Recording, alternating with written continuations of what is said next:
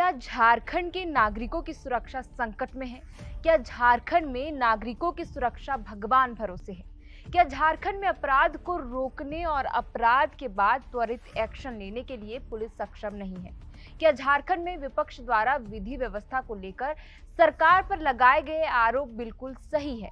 झारखंड में पिछले कुछ साल से अपराध की दर में वृद्धि दर्ज की गई है। इसके पीछे क्या कारण है? क्या झारखंड पुलिस के जवान और अधिकारी अपने स्वास्थ्य, फैमिली टाइम और बेसिक मानवाधिकारों की कीमत पर ड्यूटी कर रहे हैं? क्या वजह है कि झारखंड में किसी भी प्रकार के क्राइम को रोकने में पुलिस असफल साबित हो रही है, चाहे वो छोटी छिनतई का मामला हो या फिर संगठित बड़े क्राइम का? क्या झारखंड में नागरिकों की सुरक्षा दांव पर है? यदि हाँ, तो इसका जिम्मेवार कौन है? झारखंड में पुलिसिंग की स्थिति क्या है? इस वीडियो में आज हम इन्हीं सवालों का जवाब तलाशने का प्रयास करेंगे। समझेंगे कि आखिर कैसे सरकारी विफलता नागरिकों की जिंदगी को संकट में डाल रही है। इंडिया जस्टिस रिपोर्ट 2025 के मुताबिक झारखंड में पुलिस कर्मियों की भारी कमी है। जूनियर लेवल पर हवलदार और कांस्टेबल से लेकर सीनियर लेवल पर इंस्पेक्टर तक झारखंड में पुलिस कर्मियों के हजारों पद रिक्त हैं। कार्यरत पुलिस कर्मियों की लगातार सेवानिवृत्ति और नई बहालियों पर सरकारी उदासीनता की वजह से पुलिस मुख्यालय से लेकर नीचे थाना तक पुलिस कर्मियों की भारी कमी है। इसकी वजह से अपराधों को रोकना मुश्किल हो रहा है।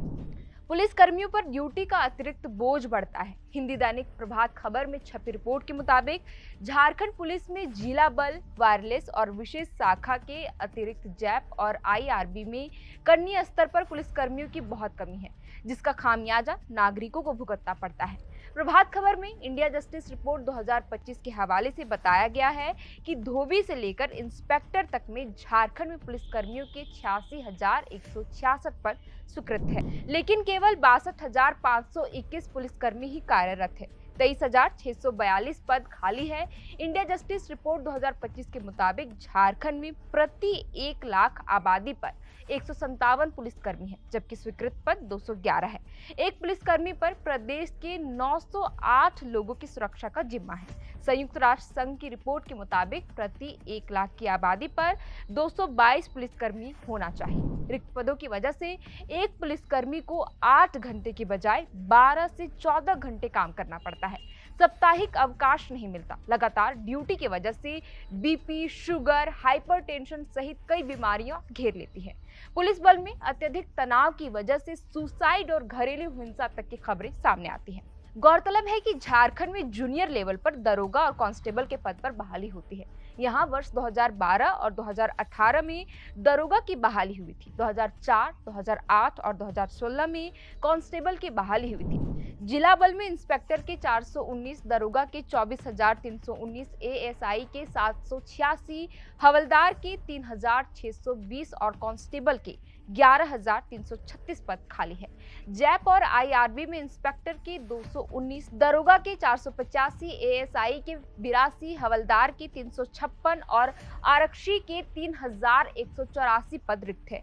यदि हम जिला बल, वायरलेस और विशेष शाखा की बात करें तो इंस्पेक्टर रैंक 1002 पद स्वीकृत है, लेकिन केवल 583 ही कार्यरत है। 419 पद रिक्त है। दरोगा के 7,737 पद स्वीकृत है, जिनमें केवल 5,298 लोग कार्यरत है और 2,439 पद रिक्त है।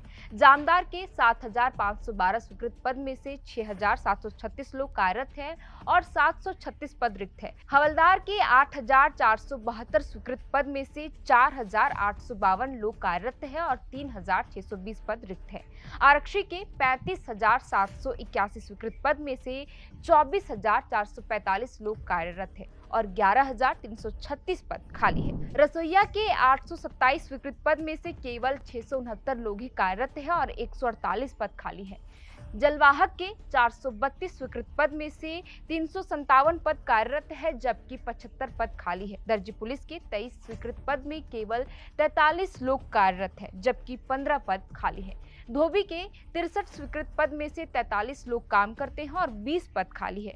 अनुचार के 10 स्वीकृत पद में से 9 लोग कार्यरत है। जैप और आईआरबी की स्थिति भी चिंताजनक है। इंस्पेक्टर के 240 स्वीकृत पद में 21 अधिकारी ही उपलब्ध है, जबकि 219 119 पद खाली है। दरोगा के 1070 स्वीकृत पद में 585 उपलब्ध है और 485 पद खाली है। हवलदार के 4099 स्वीकृत पद है, जिनमें 3743 लोग काम करते हैं और 356 पद खाली है। आरक्षी के 16454 स्वीकृत पद में केवल 13270 पद ही काम करते हैं और 3184 पद खाली है। राष्ट्रीय अपराध रिकॉर्ड ब्यूरो ने 2022 में आखिरी रिपोर्ट पेश की थी। इस रिपोर्ट के मुताबिक झारखंड में वर्ष 2021 में हत्या की घटनाओं की दर 4.1% थी।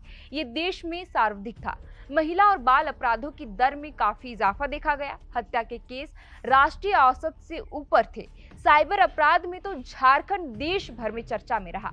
जामताड़ा मॉड्यूल देश भर में सर्वाधिक सक्रिय और खतरनाक समझा गया।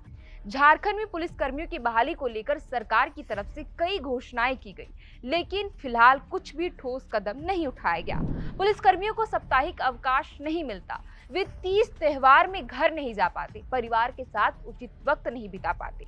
एक ही पुलिस पदाधिकारी पर दर्जनों केस सॉल्व करने का जिम्मा होता है, जिसकी वजह से गुणवत्ता प्रभावित होती है। अपराधियों की गिरफ्तारी से लेकर चार्जशीट फाइल करने तक हर काम देरी से होता है, जिससे न्याय प्रभावित होता है। उम्मीद है कि सरकार इसकी गंभीरता को समझेगी और पुलिस कर्मी की बहाली की दिशा में उचित कदम उठाएगी। फिलहाल के लिए इस वीडियो में इतना ही। आप देख रहे थे द फोर्थ पिलर। हमारा नाम है श्रेया। आपके लिए खबर लिखा था हमारे साथी सूरज ठाकुर ने। बहुत बहुत शुक्रिया।